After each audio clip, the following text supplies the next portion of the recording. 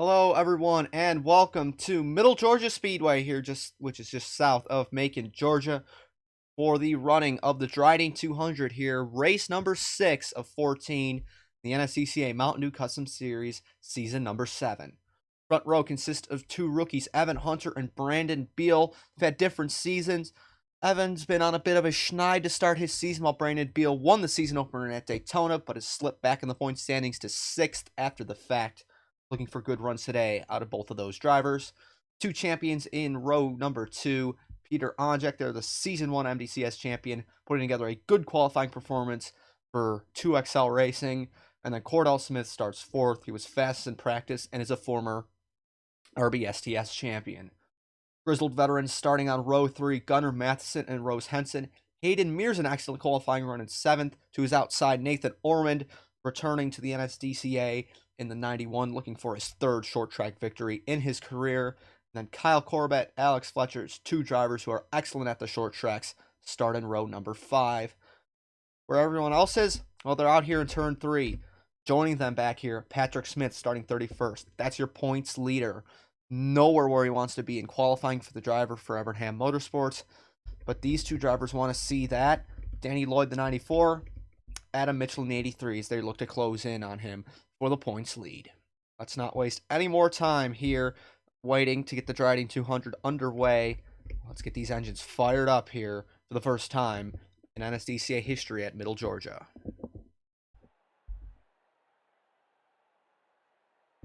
Drivers, start your engines!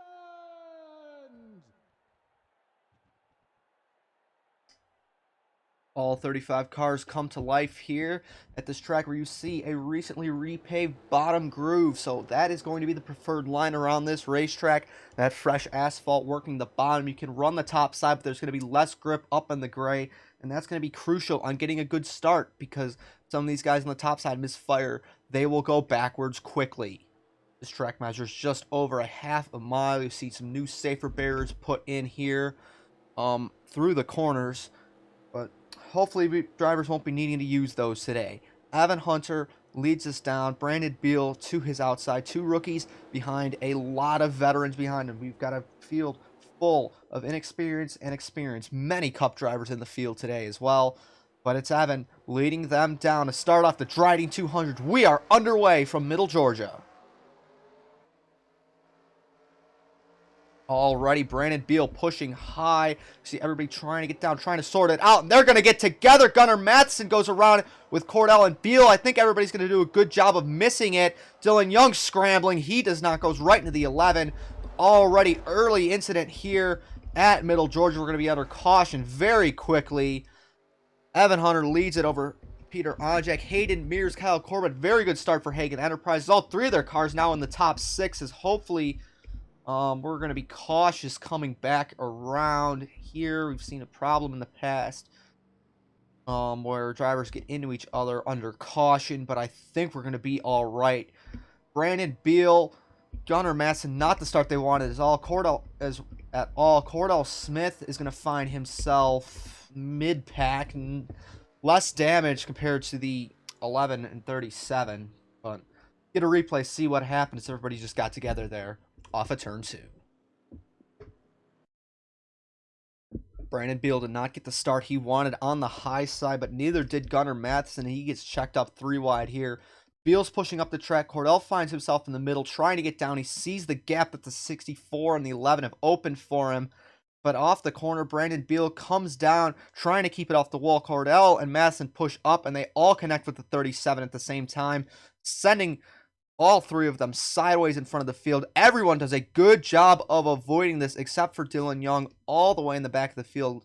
As you see, Cordell gets a turnaround very quickly. Adam Mitchell comes so close to both the 37 and the 11 right there. But as they spin, Dylan Young just stuck in the smoke, can't pick a line, and decides to drive straight into the door of Gunnar Matheson. Pretty harmless incident, except for some positions lost for those drivers, and we will get back to the restart here. Hopefully, these drivers will be able to handle it single file. Welcome back to coverage of the Drydene 200 here from Middle Georgia, as we are under caution after a lap 1 incident. We prepare to go back green. Evan Hunter, Peter Onjak, Hayden Mears, Kyle Corbett, and Larry Hagan are your top 10. We couldn't really handle a start double file. Can we handle it single file? Evan Hunter will have to put the field to the test as we come back to green here in Middle Georgia.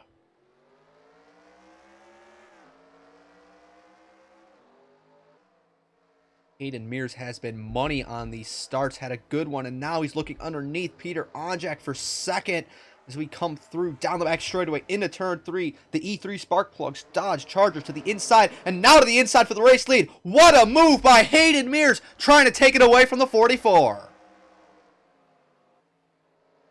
Just digging on that bottom, now digging. Larry Hagan all over, really pinchy, coming off through turns 1 and 2, 3 wide for third. Dusty Neal thinking about throwing it 4 wide. There's no way you can make that work on any short track. But now Corbett pushing the 3 up the high side. Mikey Yamakaze's pit. He had a tire situation or something. No, Ellison has a tire leak or something. I don't know why Yamakaze pit. He may have gotten a black flag on the restart. Now Onjak drops back. Hayden Mears clear for the race lead. After Watson 53 of James Ellison. Alex Benyako with damage. There might have been an incident on that restart. Francois Chastain also has damage. I'm not sure where some of these drives are damaged from, but there's Ellison stuck on the high side. But now you see this. Patrick Smith carving his way through the field in this 39. He's got the bottom, and he's not planning on giving it up. He's almost up here to the top 10 now.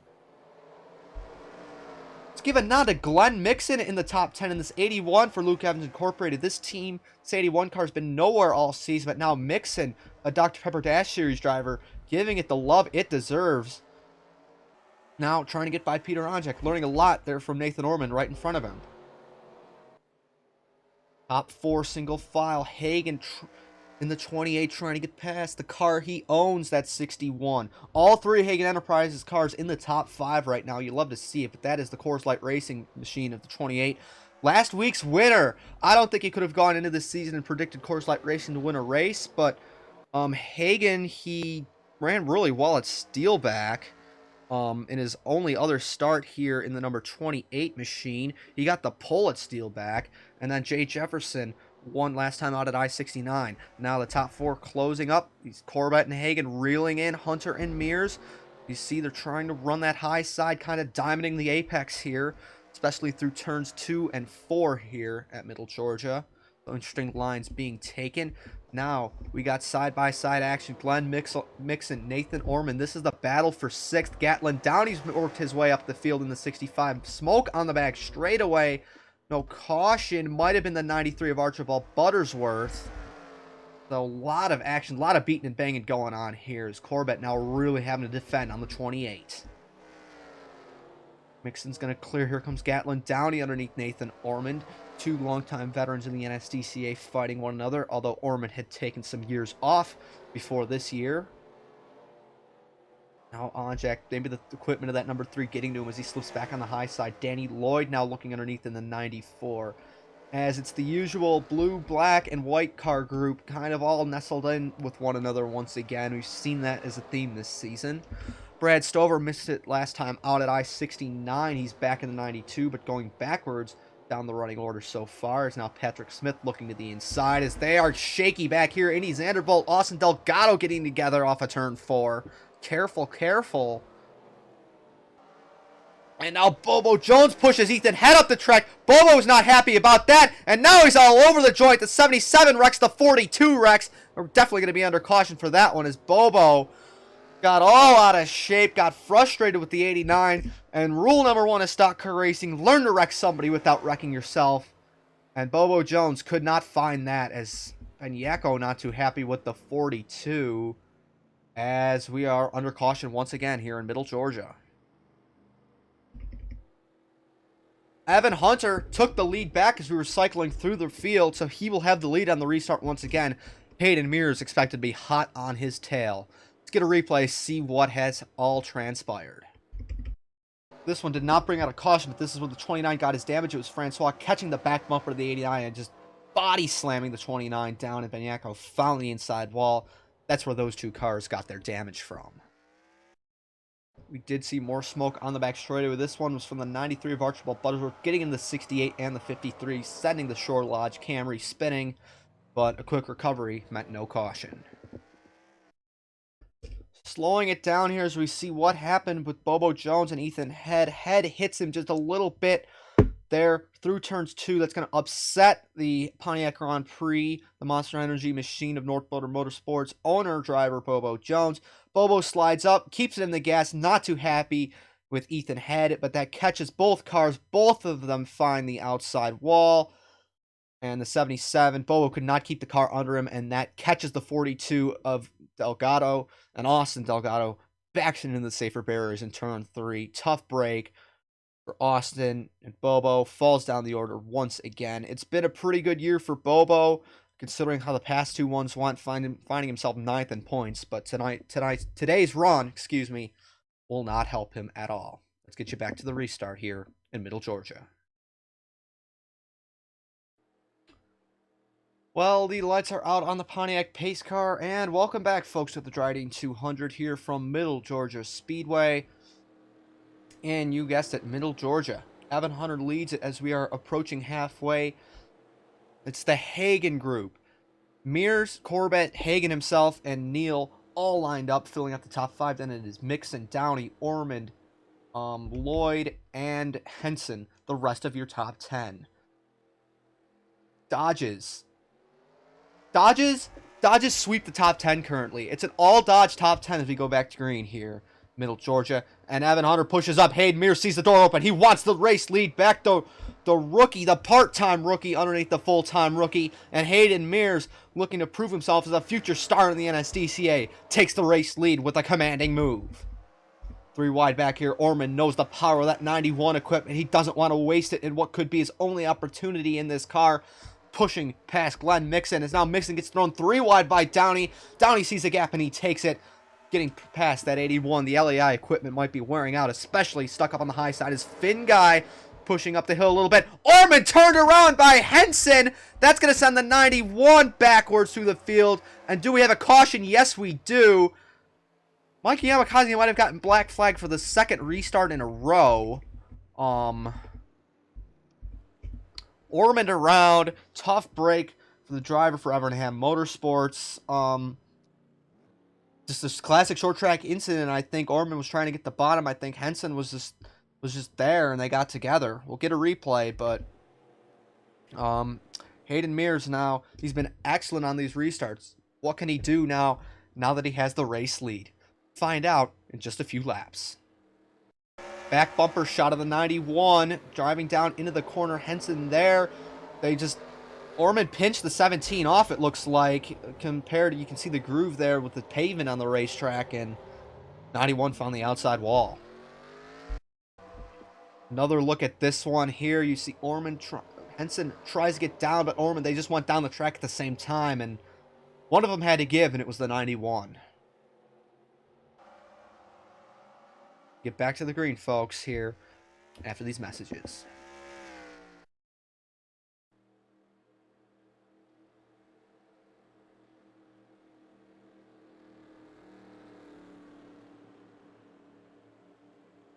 Welcome back, folks. After a longer than normal caution period, we had to have some scoring issues worked out. Hayden Mears is your race leader. Evan Hunter is 2nd. Kyle Corbett 3rd, Larry Hagen 4th, Dustin Neal 5th. Then it is Henson, Downey, Finn Guy, Mixon, and Onjak, your top 10. Might notice someone is missing. That is Danny Lloyd, who cut a tire underneath this caution period.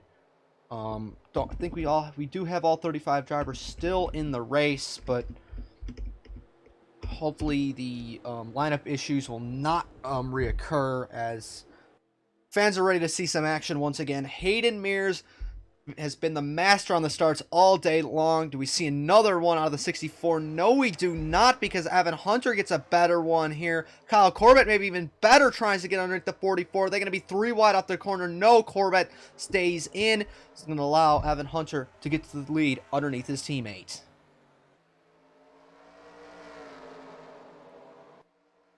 Corbett not giving up, wants second, now will want the lead once he gets by this 64. It's now side by side for second. Mears trying to drive it in on the high side. No grip up there on that older pavement. Here comes Hagan, here comes Neal underneath. Evan Hunter pushed a little high as they're 3 wide back here. Mixon going backwards in the 81. Cordell Smith, Peter Honjak, Patrick Smith stuck up on the high side. That's not going to help them a whole lot. Dilk's trying to get underneath this teammate now. Can't quite get there. Back up at the front, Kyle Corbett to the race lead. Left the 44 in the dust. Here comes Hagan, now pushing underneath in the 28. Can Coors Light Racing go back-to-back? Or will it be Hagan Enterprises' first win in the MDCS? Nearing 10 to go at Middle Georgia. Corbett leads. Corbett, then Hagan, then Evan Hunter. Caution is out on the racetrack. Archibald Butterworth is destroyed. Gunnar Matheson with damage as well. So we've had an incident, and we will be having a late race restart. So Hagan not out of this one yet as Corbett looked to pull away in that 61. Evan Hunter, Dusty Neal, Hayden Mears. I would not count any of this top 5 out as they have all been running excellent so far today. Let's see what happened to Archibald Buttersworth. Things go from bad to worst for Gunnar Matheson. He gets turned by Mac Johnson in the 11, and everybody trying to stay out of the way. Vargas gets a piece of it, and Buttersworth just nicks the back of the 11 and destroys that SBR machine. So, tough break for those two drivers, but it sets up a late race caution here from Middle Georgia. So stick around, don't go yet, folks. We've got this one to finish out.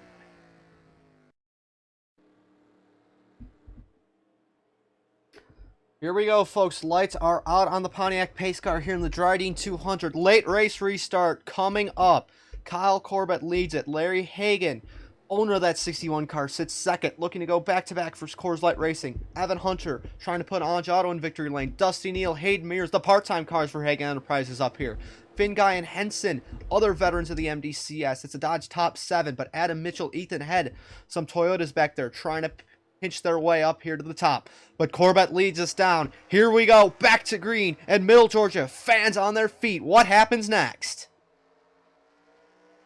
Oh, Hagan makes contact with this car, pushes Corbett up the hill, a little bit of a bump, and now the 28 to the race lead. Evan Hunter sees that bottom open and wants to take it.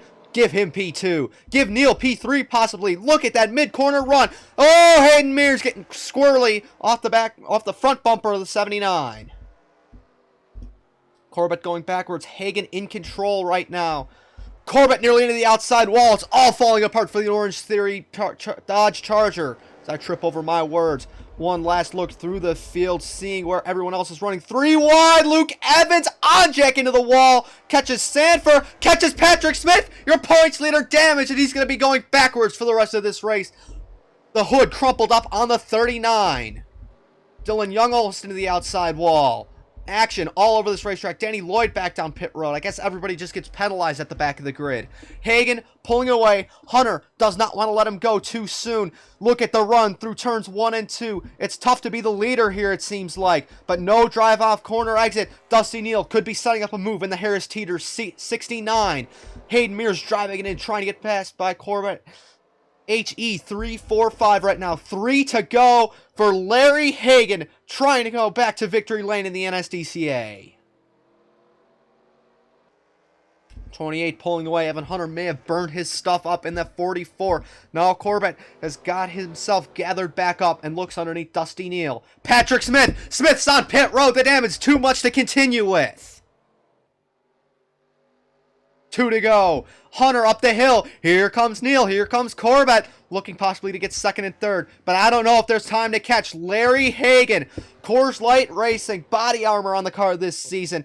Put together a win with Jay Jefferson last week. And now this week, the white flag for Larry Hagan. Can he do it here in the Mountain Dew Custom Series? A series which he's been such a strong supporter of over the seasons. Now, it's going to be a Hagan Enterprises 2-3-4 as Hunter slips back further. But it's going to be the team boss, Larry Hagan, off at turn 4, getting it done here in Middle Georgia.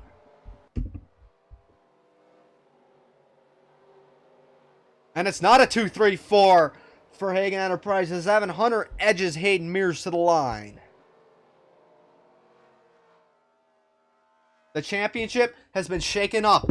Adam Mitchell finds himself 7th, while Danny Lloyd and Patrick Smith way down the order. Oh, we're gonna, you know, little post-race shenanigans, of course, but how about it for the driver of the 28, Larry Hagan, wins it in Middle Georgia, the first time out at this racetrack as... Alrighty. Everybody's getting excited. Everybody's getting excited. Oh, man. Hagan does it. Coors Light Racing, back-to-back winners in the race winners in the NSDCA. Dusty Neal comes home second. Good run for him. Kyle Corbett, Evan Hunter, Hayden Mears, Jeffrey Finguy, Adam Mitchell, Ethan Head, Cordell Smith, Rose Henson, your top 10. Patrick Smith comes home 33rd. Danny Lloyd, 32nd. Mac Johnson, 25th. Charles Sanford, 23rd. Only driver in the top 5 of the point standings higher than 23rd is Adam Mitchell in 7th. So that's a big day for SBR and the auto owners team. I think that will conclude our coverage here from Middle Georgia. We saw a interesting one. A lot of action, but a lot of incidents as well. So not sure exactly how the fans will take it, but we'll be heading in just a week's time out to the West Coast, Montana City, Montana, for the Old Spice Speedway. We will see you then on the NSDCA. Thank you all for watching another Mountain Dew Custom Series race.